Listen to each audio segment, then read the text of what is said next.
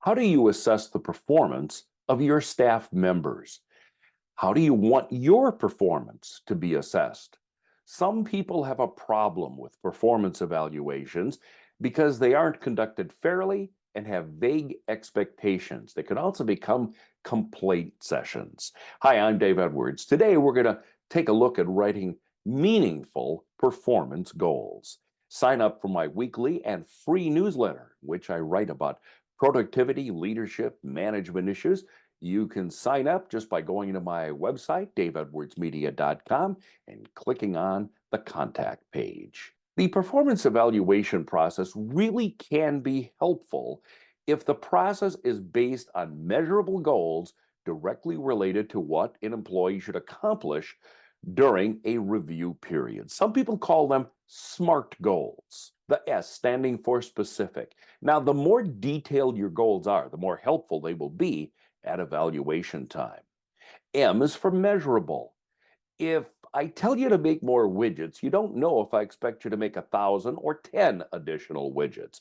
So make sure your goals are quantifiable. This also allows you to set benchmarks to judge progress at various points of the review period. A in SMART is for achievable. Unachievable goals sends a message to workers that they're being set up to fail. On the other hand, an attainable goal gives a person something to work towards. It's okay to set larger or stretch goals as long as they are reasonable. R is for relevant. Each goal should relate to the person's role in the organization and be relevant to the larger mission of the organization or company.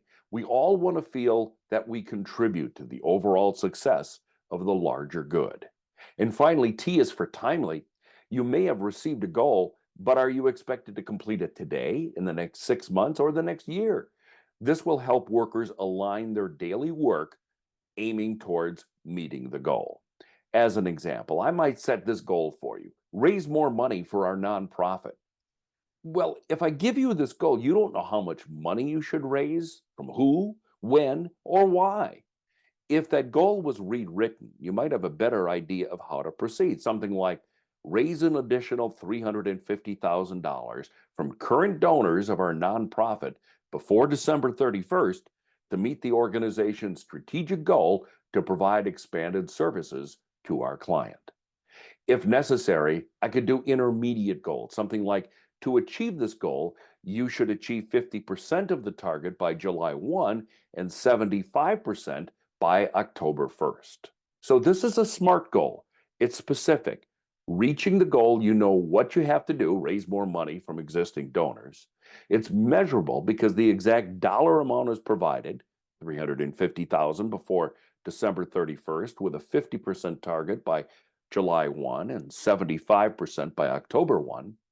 It's attainable. I mean, presumably this goal is based on past success at raising funds from existing donors to this nonprofit.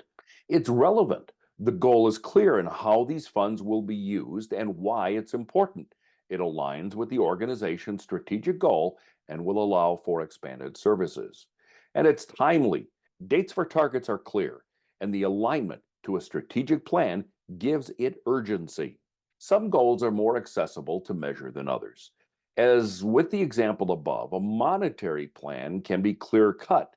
But when I managed a public radio station, manager has asked me how they should set goals for people who are creative and don't crank out widgets. For example, let's take, how do you set up a goal for a radio announcer or a news reporter?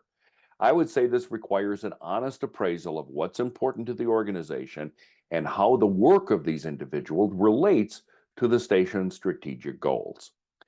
If done correctly, performance goals can be beneficial to employees and employers. If not done correctly, they can be a waste of time and continue to give performance evaluation a lousy name.